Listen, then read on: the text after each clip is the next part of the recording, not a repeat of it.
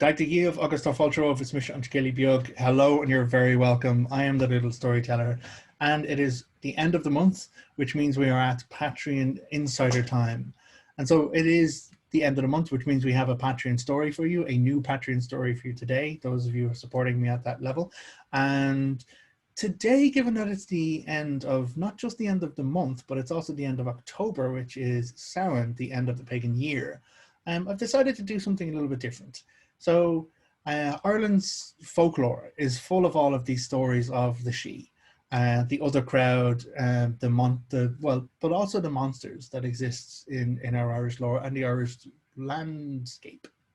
And Samhain is the time when the veil or the gaps or the boundaries or borders or the protections between their world and our world gets thinnest. And so there are many, many tales that kind of happen around this time of year. And that's kind of what precipitated all of the need to make offerings outside your home at nighttime of your harvest abundance, to kind of, kids would dress up to be protected from the things in the dark, to be disguised as creatures so that the creatures wouldn't take them. So there's so much that has kind of formed the basis of Halloween. But then, of course, over time, we are still doing the things, but we don't know why we're doing the things.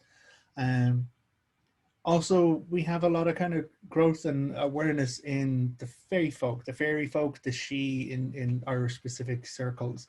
But there's a lot of misinformation out there. There's a lot of people who still think fairies are fae or Sidhe, and it's Tinkerbell.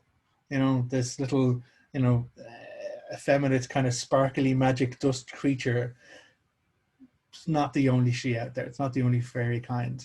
Especially in the Irish folklore, there are some very, very dangerous types. And so at this time of year, I thought it'd be nice to revisit some of those folklore stories in my story there today.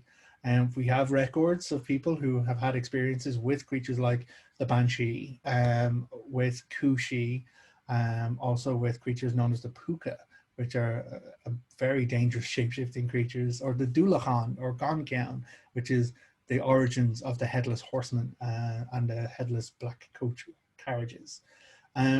So there's a lot of kind of stuff which have come forward from the Irish folklore, and I decided to kind of have a bit of a share story with you today. The story is broken into segments as I kind of try to put myself in the position of the narrator, of the person experiencing these interactions with some of the most dangerous forms of Sidhe that exist in the Irish folklore. And I do hope you enjoy it. Thank you very much for supporting me on Patreon. I'm really, really grateful to be able to do this and to kind of bring this information forward and to kind of be supported by you and all of our community in this. So I will say from Samhain in Ireland, Gurav Mahagat, thank you very, very much. August Slán, goodbye. Take care. And stay indoors tonight.